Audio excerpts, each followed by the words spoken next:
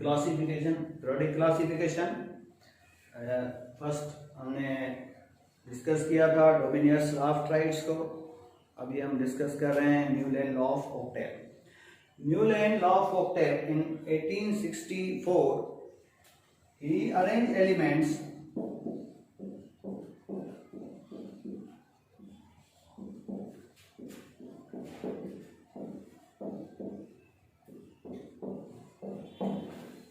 elements in ascending order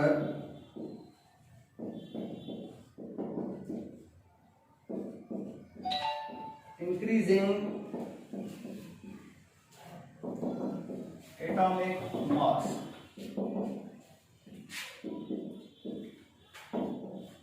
इसने atomic mass के हिसाब से असेंडिंग ऑर्डर में एलिमेंट्स को प्लेस किया। तो जो जिसका मास कम था उसको पहले रखा, उसके बाद फिर आस्ते आस्ते मास के हिसाब से वो बढ़ाता गया। He observed that every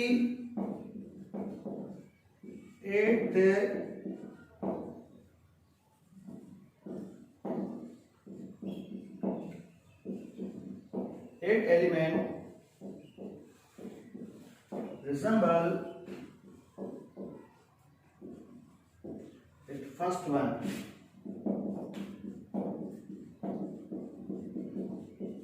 इसने देखा कि जो 8वां एलिमेंट था उसकी रिजेम्बलेंस जो थी वो पहले एलिमेंट्स के साथ थी, जैसे लिथियम, इसके बाद beryllium, boron, carbon, nitrogen, oxygen और फ्लोरीन।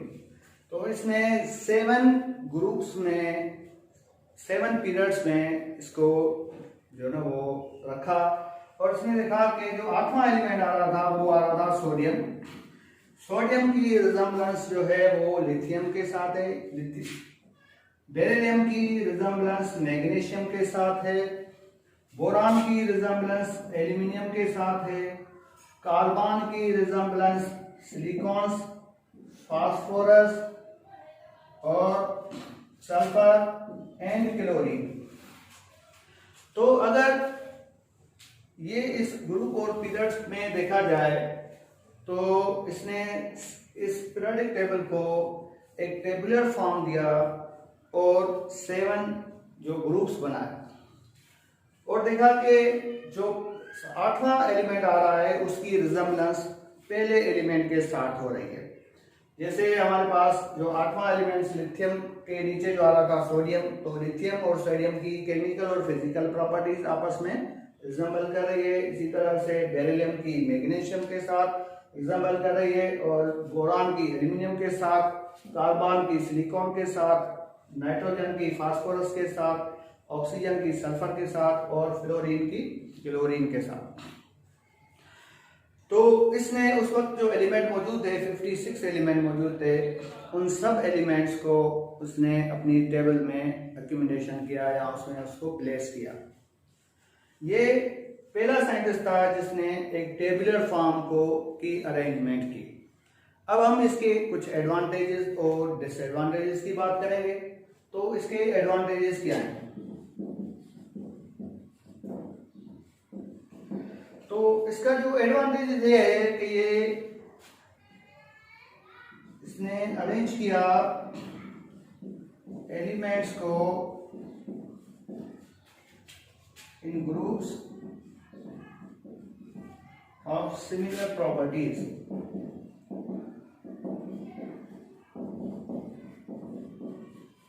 तो सिमिलर प्रॉपर्टीज के हिसाब से उसने एलिमेंट्स को प्लेस किया।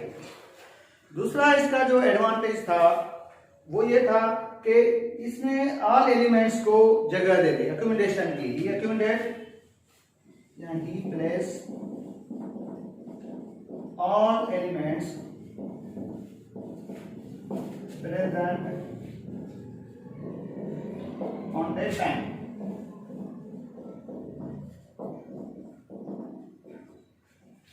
तो ये इसकी एडवांटेज था कि उसने ऑल एलिमेंट्स को प्लेस किया जो कि उस जमाने में उनके टाइम में जो मौजूद थे 1864 1865 में मौजूद थे।